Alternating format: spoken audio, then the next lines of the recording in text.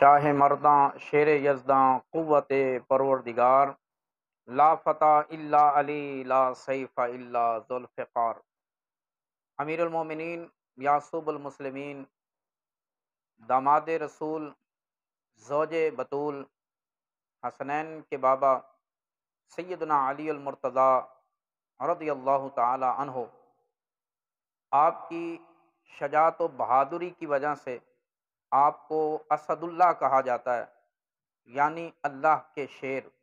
اور یقیناً مولا مرتضیٰ رضی اللہ تعالی عنہ اللہ کے شیر ہیں کہ جب بھی کوئی حق و باطل کا معرکہ درپیش ہوا تو سیدنا علی المرتضیٰ رضی اللہ تعالی عنہ نے اپنی شجاعت و بہادری کے جوہر دکھائے۔ غزوہ خندق کے موقع پر جب مسلمان خندق کھود کر مدینہ کا دفاع کر رہے تھے اور کفار و مشرکین کا لشکر مدینہ کے گرد آ پہنچا، تو عمر ابن عبد ود جو عرب کا ایک مشہور پہلوان اور شجاع و بہادر شخص تھا، وہ خندق پھلانگتا ہوا مسلمانوں کے لشکر میں آ پہنچا اور کہنے لگا، حل من مبارزن، ہے کوئی مجھ سے مقابلہ کرنے والا؟ تو رسول خدا صلی اللہ علیہ وسلم نے صحابہ کرام کی طرف دیکھا، صحابہ کرام خاموش تھے۔ حضرت علی المرتضیٰ کھڑے ہوتے ہیں کہ یا رسول اللہ مجھے اجازت دیں، میں اس کے مقابلے میں جاتا ہوں۔ اور ادھر اس کی طرف سے دوبارہ یہ اعلان ہوا، حل من مبارزن، ہے کوئی میرے ساتھ مقابلے میں آنے والا؟ تو سب صحابہ خاموش تھے۔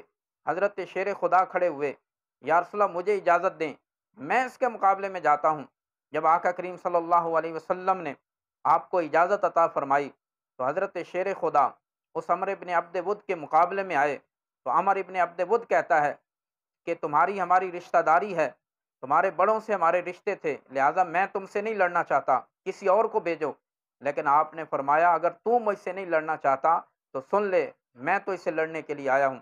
پھر اس نے تلوار سے وار کیا، حضرت شیر خدا نے ڈھال پہ روکا، پھر حضرت شیر خدا نے وار کیا اور تلوار اس کے سر میں لگی، سر سے ہوتی ہوئی سینہ چیرتی ہوئی زمین میں دھنس گئی تو اس کے دو ٹکڑے ہو گئے۔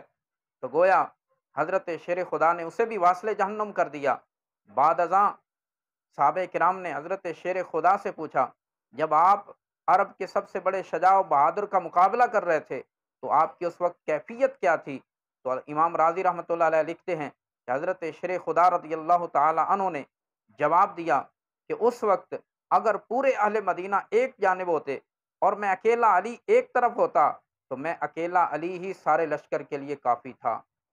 تو گویا اس لیے کہا جاتا ہے کہ شاہ مرداں شیر یزداں قوت پروردگار، لا فتح الا علی لا سیف الا ذوالفقار، کہ کوئی تلوار نہیں ذوالفقار جیسی اور کوئی شیر جوان نہیں حیدر کرار جیسا۔ تو آپ کو حیدر کہا جاتا ہے، اس کی وجہ یہ بھی ہے کہ غزوہ خیبر کے موقع پر رسول خدا صلی اللہ علیہ وسلم نے مختلف صحابہ کرام کو قلعہ خیبر فتح کرنے کے لیے بھیجا۔ بڑے بڑے اجلا صحابہ گئے، صحابہ کرام کی شجاعت پر بھی کسی کو شک نہیں اور نہ ہی ان کے اخلاص پر شک کیا جا سکتا ہے، لیکن اللہ تعالیٰ نے فتح کا سہرا حضرت علی المرتضیٰ کے سر ہی رکھا تھا۔ اس لیے حضور نے فرمایا کل میں جھنڈا ایک ایسے ہستی کو دوں گا جو اللہ اور اس کے رسول سے محبت کرتے ہوں گے اور اللہ اور اس کا رسول اس ہستی سے محبت کرتا ہوگا۔ حضرت فاروق اعظم رضی اللہ تعالی عنہ جیسی ہستی بھی جو فرماتے ہیں کبھی بھی کسی عہدے منصب کی خواہش دل میں پیدا نہیں ہوئی، لیکن اس موقع پر میرے دل میں بھی یہ امنگ پیدا ہو رہی تھی، کاش کہ وہ ہستی میں ہوں جس کو جھنڈا عطا کیا جائے۔ حضور علیہ الصلوۃ والسلام نے اگلے دن حضرت علی کو بلوایا۔ لوگوں نے عرض کی یا رسول اللہ ان کی آنکھوں میں تکلیف ہے۔ حضور علیہ السلام نے بلوا کر دونوں آنکھوں میں لعاب اقدس ڈالا اور دعا فرمائی۔ روایت میں آتا ہے آنکھیں فوراً ٹھیک ہوئیں، یوں لگتا تھا کہ کبھی کوئی تکلیف ہوئی ہی نہیں۔ حضور علیہ السلام نے جھنڈا عطا فرمایا۔ حضرت علی نے ایک ہاتھ میں جھنڈا پکڑا، دوسرے ہاتھ میں تلوار پکڑی اور سیدھے قلعہ خیبر کے دروازے پر پہنچے۔ اور تاریخ ابن کثیر میں آتا ہے کہ اس قلعہ خیبر کی دیواروں کے پاس پتھروں کا ایک ڈھیر پڑا تھا۔ حضرت شیر خدا رضی اللہ تعالی عنہ نے جوش میں آ کر جھنڈا اس پتھر پہ گاڑا، پتھر بھی موم ہوا اور جھنڈا اس میں گڑ گیا۔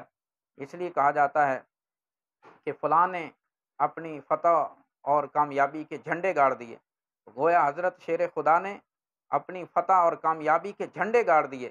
اور قلعہ خیبر کی دیواروں پر ایک راہب یہودی عالم کھڑا تھا۔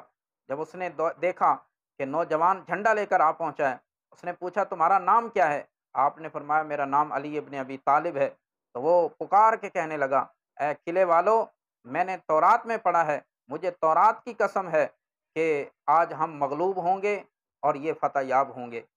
تو حضرت شیر خدا کا مقابلہ کرنے کے لیے مرحب خود باہر آیا اور آ کے کہتا ہے کہ قد علمت خیبر انی مرحب شاک الصلاح بطل مجرب۔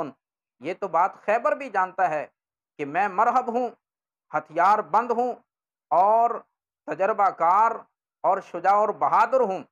تو حضرت مولا مرتضیٰ نے اس کے مقابلے میں شعر پڑھا، فرمایا انا الذی سمتنی امی حیدرا کلباس غابات کریہ المنظرا۔ میں بھی وہ ہوں جس کی ماں نے نام بھی حیدر رکھا ہے، جو جنگل کے شیر کی طرح خوفناک ہوں۔ تو اس کے بعد آپ نے اس کا مقابلہ کیا، اس کے وار کو روکا، اور پھر جب ڈھال ٹوٹ گئی تو آپ نے قلعہ خیبر کو اکھاڑ کر، اس کے دروازے کو اکھاڑ کر اپنے ہاتھ میں لیا، ڈھال کے طور پہ استعمال فرمایا، اور دوسرے ہاتھ سے اس کے اوپر وار کیا، جس سے مرحب کے دو ٹکڑے ہو گئے۔ اور امام راضی رحمۃ اللہ علیہ نے کیا خوب لکھا ہے کہ صحابہ کرام نے حضرت مولا مرتضیٰ رضی اللہ تعالی عنہ سے پوچھا کہ آپ تو روکھی سوکھی روٹی کھا کر گزارا کرتے ہیں، تو آپ نے جو قلعہ خیبر کا دروازہ اکھاڑا تھا اور اس کو ڈھال کے طور پہ استعمال فرمایا تھا، وہ کیسا تھا؟ کیونکہ البدایہ والنہایہ میں آتا ہے کہ اس دروازے کو اٹھانے کے لیے 40 افراد اور بروایت دیگر 80 آدمی بھی بڑی مشکل سے اٹھاتے تھے۔ اتنا وزنی دروازہ کیسے اٹھا لیا اور پھر مرحب کا مقابلہ کیسے کر لیا؟